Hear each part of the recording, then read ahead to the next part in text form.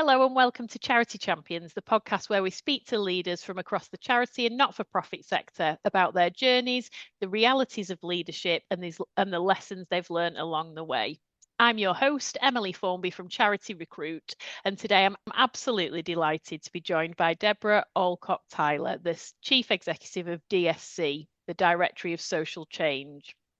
Debra spent more than 25 years leading DSC and has become one of the sector's most respected and outspoken voices on charity leadership, governance, and organisational change. In this conversation, we'll explore everything from difficult trustee relationships to leading through change and why culture matters more than hiring the perfect people. It's an honest, refreshing and thought-provoking conversation, we hope. And I know that many charity leaders listening will take a huge amount from it. So Debra, welcome. It's so lovely to have you here today. Oh, thank you, Emily. It's absolutely lovely to join you. And I'm super flattered that you asked me to do this podcast. Oh, well, thank you for agreeing to come on. I mean, it'd be great to get right to the start at the beginning of your journey, because one of the things that you said to me on our prep conversation was that your career wasn't this sort of carefully mapped out leadership perfect plan.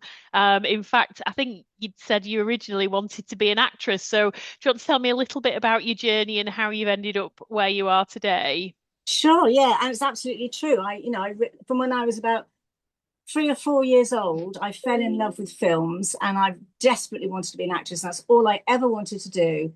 And so what I did was during my A-level year, I applied to university because I wanted to study drama. And some you could just do pure drama. Mostly it was drama and English. And I didn't get into a single one of them. My grades were fine, but you had to go and audition. Right. And you also had to be interviewed. And I didn't get in.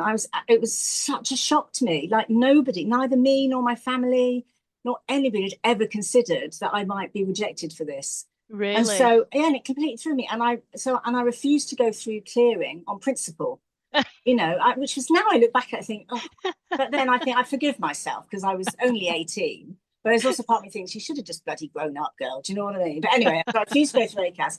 So my mum, unbeknownst to me, booked me onto this 1-year course at our local college, which was like a business management type, PA type course. So we did, there was economics, you learned shorthand, you learned typing, you learned business management, you learned accounting, that sort of thing for a year. I absolutely hated it.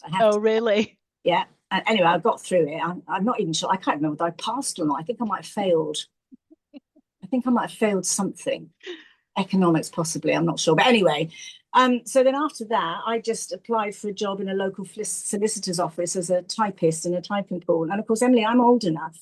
Like my very first job, we sat in rows facing a desk at the front where the supervisor sat. Oh, really? So we weren't facing each other. We were all in individual little rows. We had manual typewriters. You had to ask permission to go to the loo. You couldn't use the telephone. The telephone belonged to the supervisor. Wow. And it was basically audio typing. So what would happen is the solicitors upstairs would dictate into these little tapes. And then we would have headphones. And then we would then have to type what we'd heard. And in those days as well, we had, we didn't have a photocopy. We had a stencil machine.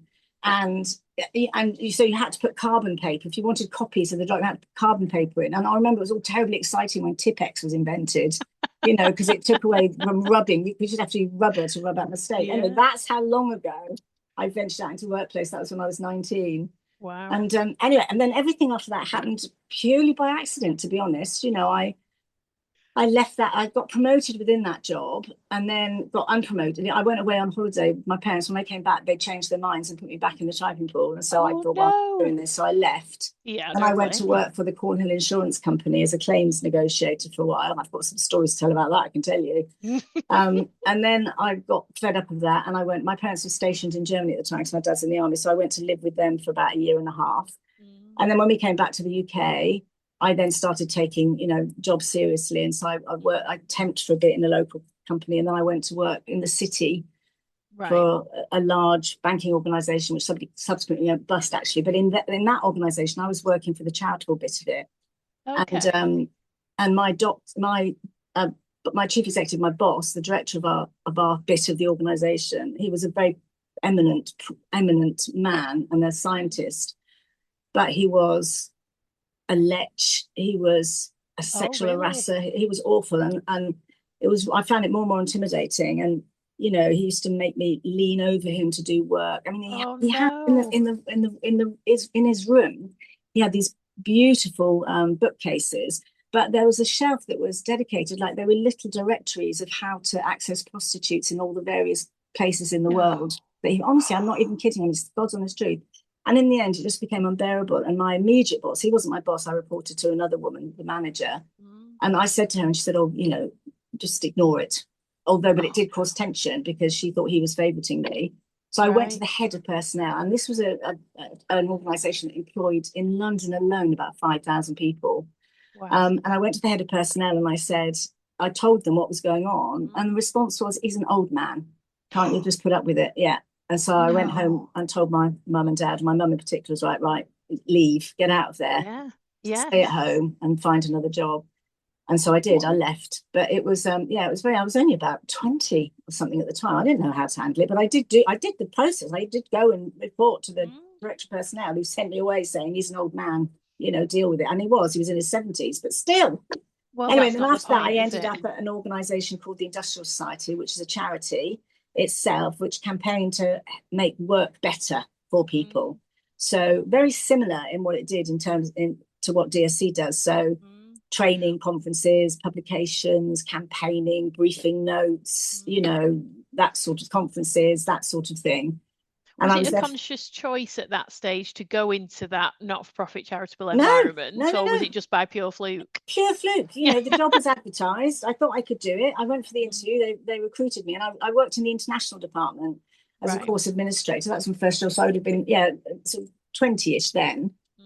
And anyway, I loved it. It was the most amazing organization. I was there 14 years, worked my way all the way Oh, up really? onto the senior management team here and ended as head of campaigning. And Right. it taught me an awful, because a lot of the work they did was around leadership, and they Yeah. tried to practice what they preached. So I learned a lot of really good, useful stuff about leadership, which I still carry with me to today. I mean, Right. don't get me wrong, this was in the 80s, Mm. early 90s. And so it had its issues. It was still Yeah. subject to some, sexism and some poor practices, and wasn't, necessarily as inclusive. But Mm. then in its defense, it was ahead of its time at the time. If it Yes. existed today, I'm sure it would be still in the forefront. Anyway, and then I took redundancy from there and set up a small business with a friend of mine, which was like a consultancy business. And after about a year, we realized we hated it.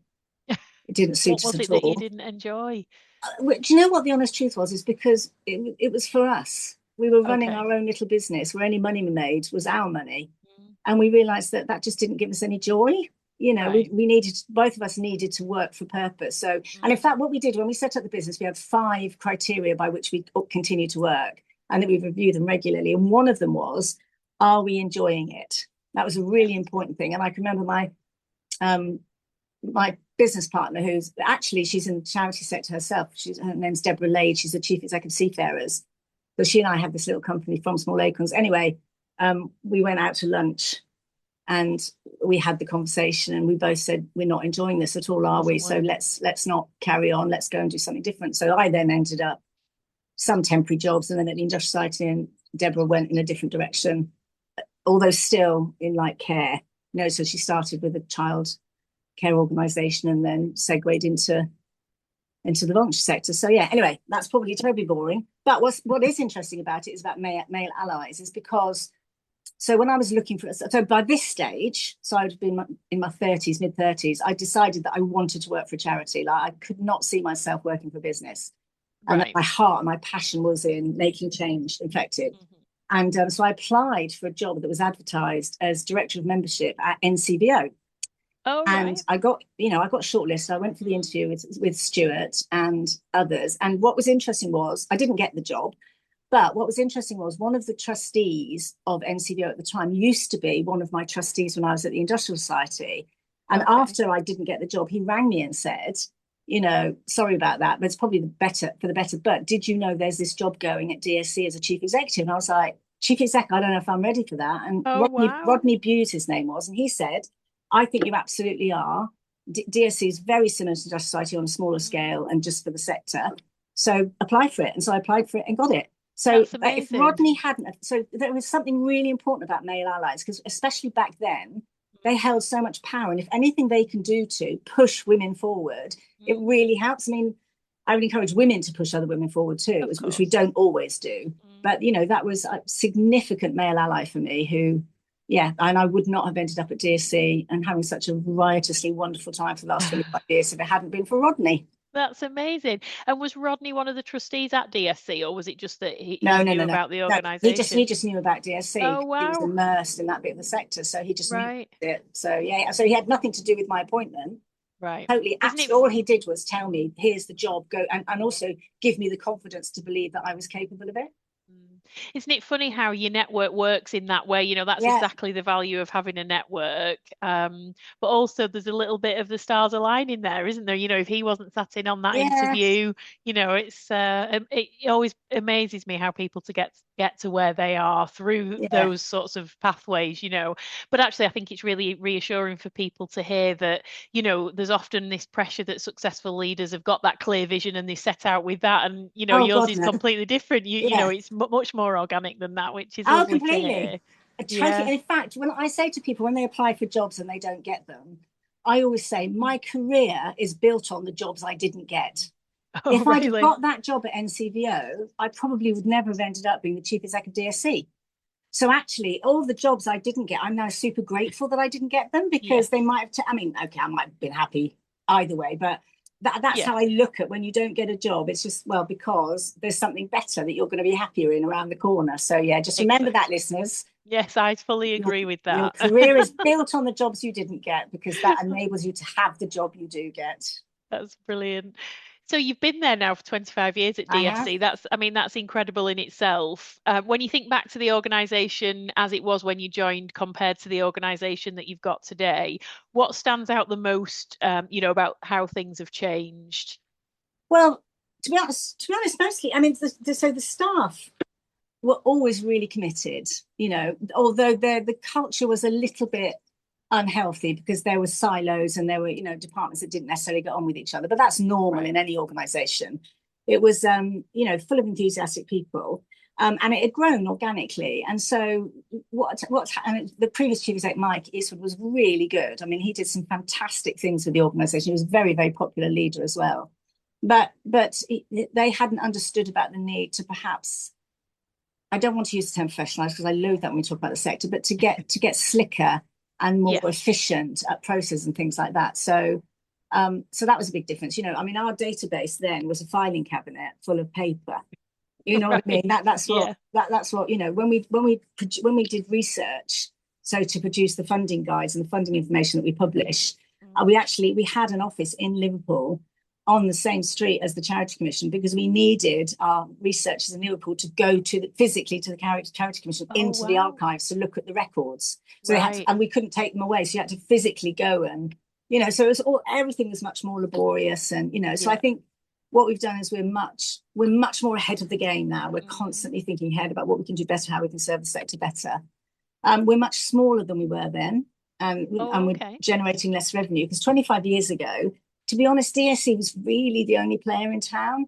You know, there were others who did bits of stuff, but we were kind of like the major ones. And, you know, most people came to us. But ever since then, competition has increased enormously, so that other organizations themselves have taken on work that we used to do. I mean, CVS is a case in point. We used to provide all this training for CVSs to their members. And then they took that on themselves because they thought that they could probably earn better if they did it that way, which is fair enough, you know. And so and also the other thing is the number of consultants. I mean, 25 years ago, there were a few consultants floating around. Now, every single chief executive who's got pissed off with the job seems to leave and become a consultant. And so actually lots of our work where people would have come to us now, they tend to go to the one-woman bands and things like that, again, which is fair enough. That's how the world changes. So competition is much, much fiercer now. What I would also say, though, is that in the 25 years ago, collaboration between the infrastructure bodies was really poor. We didn't get on particularly well with each other, even if we liked individuals. You know, I got on well with the chief execs of the various infrastructure bodies, but the organizations kind of like had a bit of a, hostile is massively overstating it, but competitive edge. Yeah. Like, you know. Yeah. Whereas that's changed so profoundly, it's untrue. I mean, there's still an element of it, of course, because people are still fighting for the same funding. But now we know each other better. And actually, the other interesting thing is when I first came into the sector, Emily, pretty much every single one of the other major infrastructure bodies was led by a man, with one exception, which was CFG, which was led by a wonderful woman. But she stepped down, and then that job got taken over by a man. And I was kind of on my own. I wasn't included in anything. I mean, they used to do they'd have lunch together, they'd go off and do stuff and things like that. And I was just completely excluded from that. It was a very lonely place. Now they're all women. There are very, very few really? Men. All women? Yeah, that's pretty amazing. much all women now. Very, very few women. I mean, in the civil society group, which is in the smaller part of it, which is kind of the leader bit of it, there's only one man out of all, and there are 12 of us, something like that. So every single one of them is a woman. And I have to say that has naturally changed the dynamic enormously. You know, we start from how can I help, not how can I win. You know, we start from, of course you can have it. Whatever you need, tell me, I will help you. You know, it's so much more collaborative and cooperative. And, you know, I mean, is that because 25 years has passed and the world has changed? Or is it because it's women? I don't know, you know, and perhaps once I step away and retire at some point, if that ever happens, I'll reflect on that and have a think about which of those things do I think it is, you know, because it's not necessarily just the fact that it's women. But anyway, so it's all very different now. Gosh, I'm really wangling on, aren't I? Not at all. I think it's all really, really fascinating and really interesting. But just to go back to that sort of technology change from everything being paperless to where you are today, how have you stayed on top of that? You know, how have you managed that change throughout the organisation culturally, you know, bringing people on board with how you've had to modernize things? Because most of the change at DSC isn't driven from the top. Right. You know, we have a very engaged, consultative sort of, and when I say consultative, I don't mean we've got a plan, this is what it is, what do you think? I mean, what's the plan? And then everybody chips into what the plan is. And so it's because our staff who are way more likely to notice what's going on out there than we necessarily are at you know, senior levels, tell us stuff. And then, you know, so I would say a lot of the forward thinking comes from our staff. Obviously, so my leadership team too. Go on. What mechanisms do you have in place to encourage those, you know, to come forward with their ideas? Do you do monthly meetings, or is it just picking up the phone? How have you encouraged that throughout the organisation? There's a few things. I mean, one of the first. I mean, we've always had quite an engaging consult. So for example, we have a very transparent culture. So we tell the truth about everything. So there's nothing in the organisation that's known by trustees that isn't also known by the staff.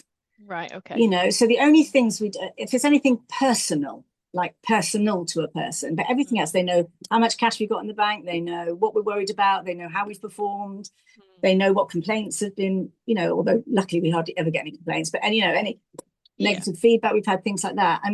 And that's always been the way, but it got even better when we went virtual. So we're now a completely remote working organisation. So many benefits. It's one of the best things we ever did. Really? Oh, 100%, absolutely. Our culture has gone through the roof. I mean, I thought we had a pretty solid culture before, but the culture now is like, honestly, it's hard to believe. You know, wow. I mean, even like we've had a couple of years now without a pay rise. And when we've done, and our last two staff surveys, which again, they're run by the staff, not by us. They design the surveys, they send them out, they monitor them, they write the report, and then they present the report to the leadership team. Everybody's really happy. And I'm like, how the hell are you so happy? Given the figure's been really bad, we've not been able to afford to pay you, you know, in the way we would want to. Yeah. And the response we've had back is because we know why.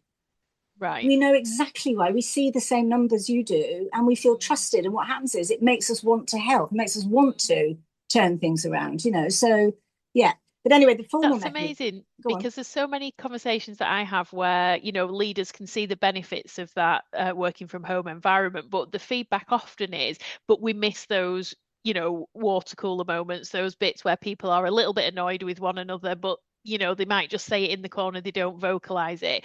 But from your account, that's the complete opposite of that. Listen, I want to challenge all of that shit anyway, to be honest, Emily, because the water cooler, I have never, ever, ever come across an example where two members of staff were chatting at the kettle or by the water cooler, who came up with a life-changing idea which completely transformed the fortunes of the organization. It's absolute bollocks.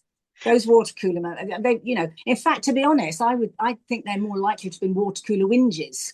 Well, that's where I was going with that. It's It's when the you're at the whinging and water the cooler. picking Yeah, up you on have things that I'm aren't really great. pissed off about Yeah. so on, and then rumours get Yeah. round and all the rest of it. Yeah. So there is that. And the other thing is that, so firstly, we don't have that anymore. We don't have the whinges in the same way, because we do factor in and build in properly, time set aside for stuff just to hang out. So for example, we just had it today on a Wednesday between 11:15 and 12:15. Everybody in the organization logs in to to an online meeting, and what we do is I split them into randomly into groups, and this happens every week, randomly into groups. And the only rule is you are not allowed to talk about work. Oh, really? This is about gossip. This is about whatever you want to talk about, but not work. And they love it. And of course, what happens, so that's a really brilliant way of building relationships. But also what it's done is it's broken down the barriers between staff and leadership team, because we go to this, because my leadership team including me, we all have to do exactly the same things as our staff do. We have to do check-in at 9:30 in the morning. There's no getting away because I'm important. It's like, no, you're not. Staff important, 9:30. Well, not that I've ever had that attitude, So everybody's treated exactly the same in DSC. So there's a definite level of, there are different levels of responsibility and accountability, obviously. Yes. But other than that, same meetings we go to, same expectations of behaviour, same. We could spend an entire podcast, Emily, talking about how brilliantly we've made it work and all the little things that we've done to make it work, but it really does work. That's amazing. I love it. And I can just imagine, I'm picturing our organisation having those conversations, where you're not talking about work. And I can see how that would really, well, it just brings people together, doesn't it, in a different way? Exactly. Yeah, it's lovely. So I know one of the things when we'd spoken previously was that you'd made this point about charity leaders can't afford to operate in isolation. Talk to me about why that's important and what you meant by that in our earlier conversation. Well, so as a chief exec in particular, although it can apply to other levels of leadership, but as a chief exec in particular, you're the only person with that job. You're likely to have a leadership team, or possibly some senior managers, or even if you're very small, you're likely to have a team, underneath you. But it's only you there. And then you're sort of sandwiched between the staff and the board. And of course, the board, you've probably got 8, 10, 12, maybe board members who are, ostensibly one group. They're not always, and it's only you. And so, although of course, we do encourage people to talk openly about the challenges of leadership, you can't really, as a chief exec, go in and say, "I'm having an awful day." And I absolutely hate so and so, really piss me off. You just can't do that because it's not appropriate to your role as a leader. So I think it's absolutely critical to get around you. It's what Dr. Sarah Hughes at Mind calls your tribe. And so to find a group of other chief executives where you can talk completely openly and honestly and say, "I'm making a mess of this. I hate this job. I don't know why I ever agreed to do it. I can't tell you about how bad the struggle I'm having with this particular member of staff." And because you can guarantee somebody else will say, "Oh my God, you think that's bad? You want to try and live where you know what I mean?" And then what happens is sometimes they give you advice but mostly all that happens is you've just got somebody who's on your side and gets it. And who cares, and you feel like you can offload. It doesn't have to be about people solving your problems for you. It's more often about, I just want to tell you how I'm feeling, and I want to have a bit of a weep and, have someone put their arms around me and say, "You're fabulous." So I definitely encourage that. And I also encourage every single chief executive to join AKIVO, which is the Association of Chief Executives of Voluntary Organisations, because that's a more formal setup. So I think, but I think your informal setup is also critical. But the more formal networking setup, they provide so much support and advice and information. And you will discover that pretty much no problem you're facing has not been faced by somebody else before, and also they're all like-minded people. They've all got, we get it, we get what it's like. So yeah, that's what I mean. Find your tribe. So on that informal network, would you go about finding your tribe? If you had a new CEO who hadn't been in this position before, what would you be saying to them in terms of this is how you go about and find your tribe? Yeah. Well, firstly, if you're out and about, you're bound to come across people you get on with anyway. So certainly, for example, if you join AKIVO, you'll meet people on the community board, you'll meet people in, but also LinkedIn. If there are chief execs of charities who you admire and you think, "Do you know what, she looks great?" I say she, it's usually she. Well, not usually she, actually. The bigger the charity, the more likely it is to be a man. That's another podcast conversation, Emily. But anyway, and messaging them on LinkedIn, following them, liking their posts, messaging and commenting, and then reaching out and saying, can I have a chat with you about what it's like to be a chief executive? And what you'll find is you just naturally build up a cohort of people around you. And certainly you'll definitely have people in your subsector. I mean, sometimes, in the olden days, I think it's changed now, but in the olden days, let's say chief executive all worked in the advice sector.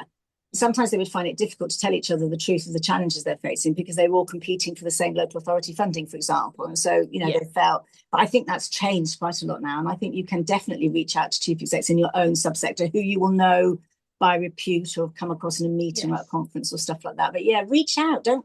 It doesn't come to you unless you go to it. No, you've got to be proactive, haven't you, in those absolutely. Situations? And, and also, when somebody emails you or messages you on LinkedIn and says, I just really impressed by what you say. Are you up for a half an hour chat so I can talk through some of the things that worry me?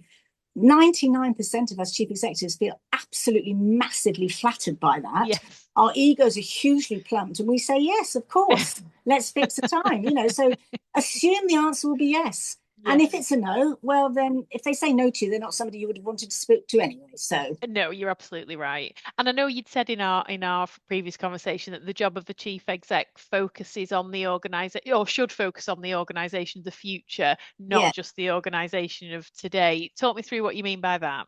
Well, to be honest, that is actually the key part of the job, and it's really hard to deliver that bit when you're like literally in crisis all the time. But the thing, charities' histories, of course, matter and are important, but you can't change it. You can't change yesterday. You can't change last week. You can't change last year. You can't change any of that, either what worked or what didn't work.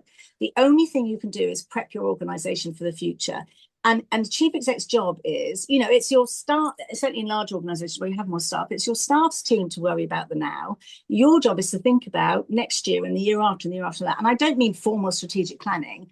I mean, you've constantly got to be scanning the horizon. You've got to be well informed. You've got to, follow groups that talk about whatever the thing is, whether it's the SORP or climate change or, whatever the particular, or immigration or whatever the thing is. You need to be thinking about that.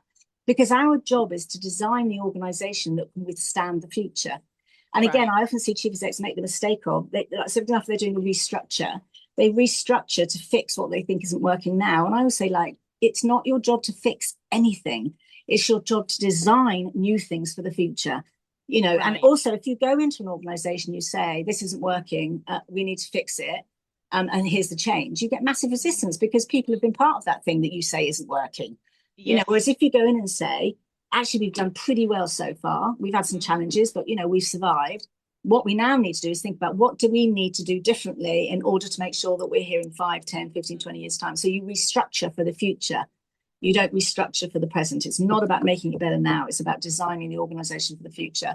But actually, funnily enough, I was talking to a friend about this the other day about how, how the advice always about, well-being and mindfulness and all the rest of it is to live in the moment. Yes. And I'm all like, that's all well and good unless you're a bloody chief executive of a charity sector, in which case you've constantly got to be looking ahead.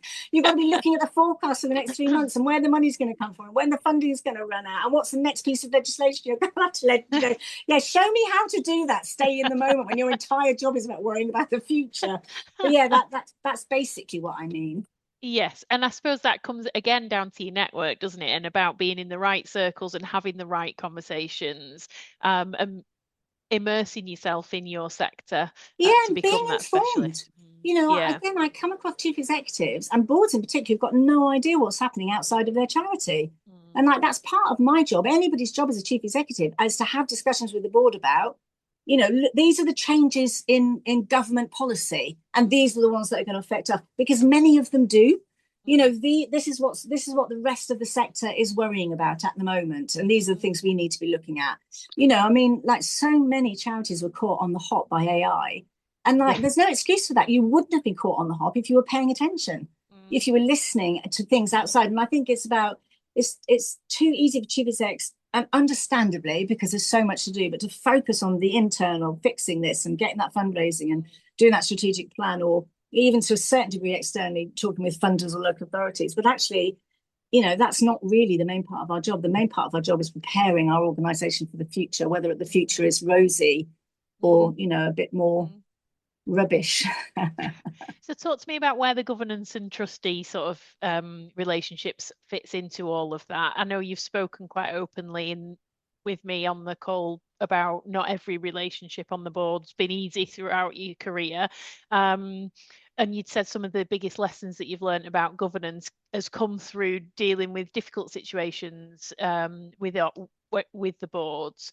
What have your experiences been about that? Well, there's so many things, like I said, I've written books about it, Emily, as you know, Battle on the Board being the most famous of them. So when I was first year chief exec in the sector, I really thought that it was the job of my board to support me. Right. And to give me advice and to tell me what to do. But actually, of course, boards don't always agree with each other. They don't always themselves know what to do. And they're the legally accountable ones. So they're the ones who are mostly terrified about what's going to happen if a charity goes wrong. And it was a revelation. It was years ago now, and I was in a board meeting, and it was just me and the trustees because they kept trying to exclude my leadership team, which is another story. But anyway, and they were arguing about the strategy and the strategic plan. And anyway, they got into this, and then one of them turned around and sort of snapped at me really and said, "Deborah, this is you. We pay you to tell us what to do." Now, that's not true, because chief execs are not supposed to tell their boards what to do. But actually, it did make me suddenly realise that I got it all mixed up in my head, that my job is to provide advice, guidance and support to them. That's my job. It's not the other way around. I'm the expert in the charity. I'm the expert in the sector. I'm the expert in our customers. They're not. They're the governing body. So how on earth can I expect them to give me the sort of advice and guidance that's going to help me? Because it just isn't. So once I'd made that mental leap in my head, I completely changed the way I approach the relationship.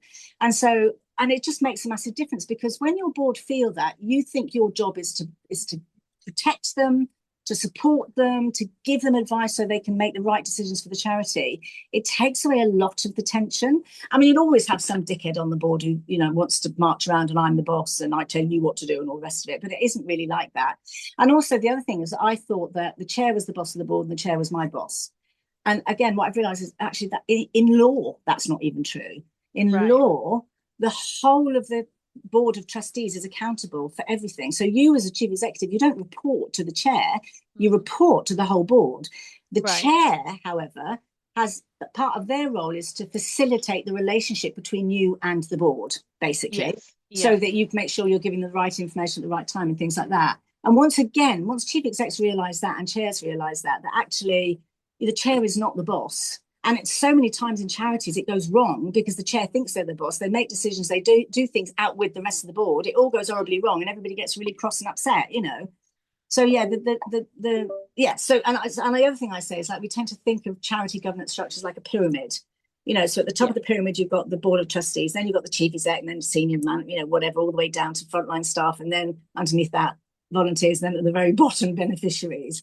And actually, it's not even turn it around. It's like just completely reimagine it. If you think that the governance structure of a charity is more like a pie, and each piece of the pie has an important part to play. So there's a bit of the pie that's the board, there's a bit of the pie that's the chief exec, there's a bit of the pie that's fundraising, there's a bit of the pie that's, whatever. All those bits need to be in the pie in order for the pie to be a whole pie, because we want a whole pie. And I think that when you sort of change that, it also you're thinking about it also change the way in which you think conversations will happen, rather than being afraid to tell the board the truth about what's gone wrong. It's much easier to say, look, this is what's happened, here's the risk to us as a board, here's what we think caused it, here's what we're planning to do about it, here are some options, what do you think we should do? You know what I mean? It's like you just change the complete relationship if you change your thinking. Mostly, I mean, it doesn't always work, because some boards are honestly awful. Well, I was going to say that all sounds amazing. What a really nice way of thinking about that situation, in terms of everybody having a piece of that pie and all pulling in the same direction. But in reality, that can't work all of the time, can it? You've always got those people on the board that don't necessarily share that That's vision. True, but you still behave that way.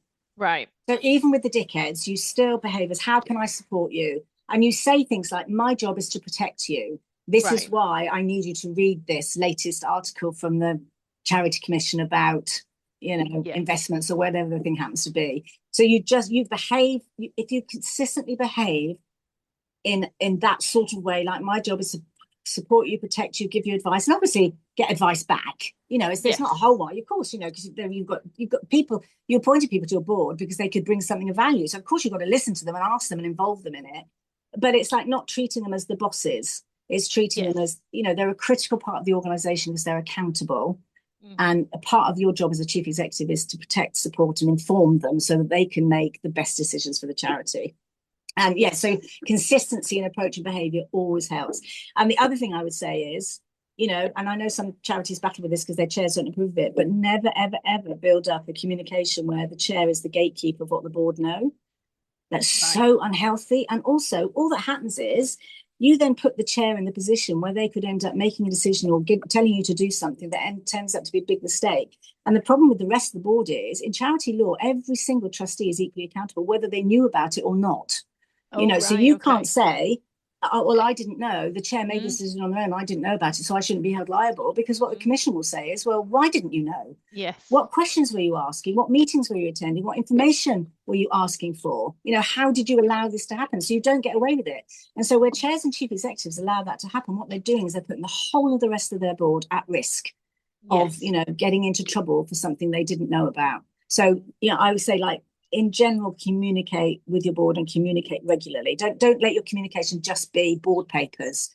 I will email my board probably at least once every couple of weeks saying, oh, great news, so-and-so's just had their baby. Or this is a really interesting article that's just come out that we thought you might be interested in. Or so so they are used to us engaging with them and communicating with them out with meetings. And it's up to them if they respond or not, That sounds like a really healthy way of dealing with it. And I think it goes back to everything, doesn't it? Well, communication is the key of all of this, isn't it, with the board and with the staff? Yeah, and we don't hide anything from them either. No. It can be. I had a period of time when I had a very, very, very hostile board, which was awful.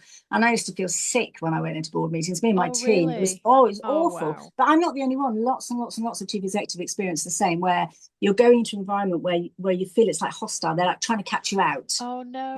It's like they're looking for fault and for blame. But that happens. That doesn't happen because human beings are horrible. That happens because that culture has somehow or other, emerged. And what's happened is trustees think that's how they're supposed to behave. That holding accountable is, well, why has this happened? Why didn't you tell us about it? That's not what holding accountable is. Holding accountable is understanding what happened, how did it happen, what can we do to fix it, and what can we do in the future. That's governance. Governance is not who's to blame. Yeah. It's really interesting, actually, because when I talk to boards about interviewing candidates, I always say about the environment, you're not looking to catch these people out when they're sat in front of you. You want you're to not see them looking at their to best. trip them up in an interview situation. What you're looking to do is provide an environment where they can share their best work with you and you can see the best of them. I love you, Emily. That's exactly what I say. And we say the same in our interviews. Like, we will say, we don't want to see what you're terrible at. What we're interested in is what you shine at, because that's what we want in our organisation. So exactly the same. We say we're not trying to catch you out. So feel free to be truthful. Yeah, exactly. But it's such a mindset shift for people to get their head around that it doesn't always work that way. Yeah, because I think interviewing is about looking for their weaknesses 100%. And where they might fail. And they're bound to make mistakes, whereas actually an interview is about looking for that thing in them that's going to really contribute to your organisation rather than... Yeah, I so agree with you, Emily, honestly. Oh, good. Well, listen, we're coming to the end of our time today. And, you've given us such great advice and lots of nuggets in there, I'm sure, for all our listeners. But if there was one piece of advice that you could give to a current or an aspiring charity CEO, what would that one piece of advice be? Never lose hope. Hope is the most important thing, because hope drives action. If you hope you're going to get some funding in by the end of the year, you don't just sit there and pray to the heavens. You actually start applying. Hope is not a passive term, it's an active term. My experience is the more hope you have, the more things you do to help the dream that you're aiming for to realize. So never ever lose hope. There is always hope. Oh, that's a great bit of advice. Thank you so much, Deborah. It's been an absolutely brilliant conversation. And as I say, I'm confident that there'll be so many listeners that will take comfort and inspiration from all your honesty today. So thank you again for joining me on Charity Champions. And if people want to find out more about you, are you happy for them to connect with you on LinkedIn? 100%. Go ahead. Absolutely, of Fabulous. course. And thank you, Emily. I really enjoyed it. Oh, thank you so much for listening to Charity Champions podcast.